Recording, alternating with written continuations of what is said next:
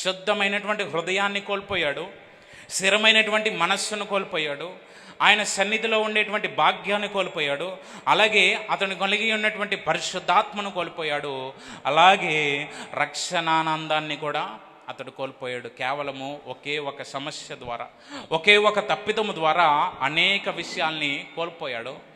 ఈ రోజున మనము కూడా కేవలము మన యొక్క లోకాశను ఒక్కటి తీర్చుకోవడం ద్వారా, ఈ లోకంలో ఉన్నటువంటి ఆకర్షణలకు మనము అంగీకరించుకోవడం ద్వారా, వాటి కొరకు మనం ప్రయాసపడడం ద్వారా మనం ఎన్ని కోల్పోతున్నామండి?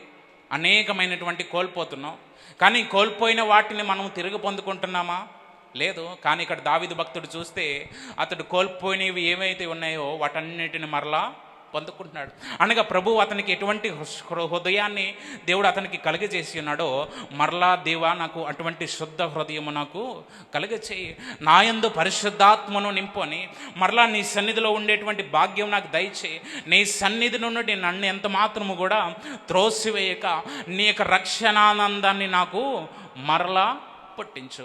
మరలా అంటే అతడు ఆల్రెడీ రక్షణానందాన్ని దేవుడు అతనికి అనుగ్రహించి ఉన్నాడు. అయితే దావీదు ఏం చేసుకున్నాడు? ఆ యొక్క రక్షణానందాన్ని పోగొట్టుకున్నాడు. ఇప్పుడు దావీదు మరలా దేవుని ఎదురు ఏం మొరపెడుచున్నాడంట?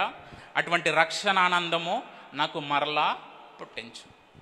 అనగా అతడు రక్షణానందాన్ని కోల్పోయినటువంటి పరిస్థితిని అతడు గ్రహించాడు కనుకనే, అనగా ఆ యొక్క రక్షణానందంలో ఎంత ఆశీర్వాదం ఉందో, ఆ యొక్క రక్షణానందంలో ఎంత సంతృప్తి ఉందో అతడు తెలుసుకున్నాడు కనుకనే దానిని మరలా తిరిగి పొందుకోవడానికి దేవుని యొద్ద నుండి, అనగా దేవుని యొద్ద నుండి పొందుకోవడానికి ఇప్పుడు ఏం చేస్తున్నాడు? దేవుని యొద్దట పాదాలని అతడు మోకరించి పశ్చాత్తాపపడుట ఇక్కడ మనం చూస్తున్నాం.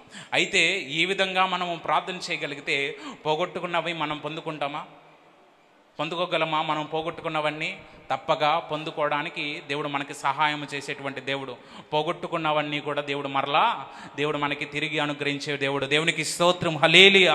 అనగా వేటినైతే మనము కోల్పోయామో, వేటినైతే మనము పోగొట్టుకున్నామో వాటన్నిటిని కూడా దేవుడు మనకి అనుగ్రహించబోతున్నాడు. అనగా రాతి గుండెను దేవుడు మనలో నుండి తీసివేసి మాంసపు గుండెను దేవుడు మనకి ఇస్తున్నాడు. అంటే ఇప్పుడు పోగొట్టుకున్నవన్నీ మరలా ఏం చేయలేము? ఇప్పుడు మనం మరలా దేవుని యొద్ద నుండి పొందుకోవాలి. అది రక్షణైనా, మారు మనసునైనా, పరిశుద్ధాత్మైనా, లేకపోతే నీతిగా యథార్థంగా జీవించే జీవితమైనా ఇప్పుడు మరలా దాన్ని మేం చేసుకోవాలి? మనం మన హృదయంలోనికి, ఈ యొక్క నూతనమైన స్థిరమైనటువంటి హృదయంలోనికి, ఈ యొక్క నూతనమైనటువంటి మనస్సులోనికి దానిని మనము ఎల్లప్పుడూ కూడా ఆహ్వానించుకోగలగాలి.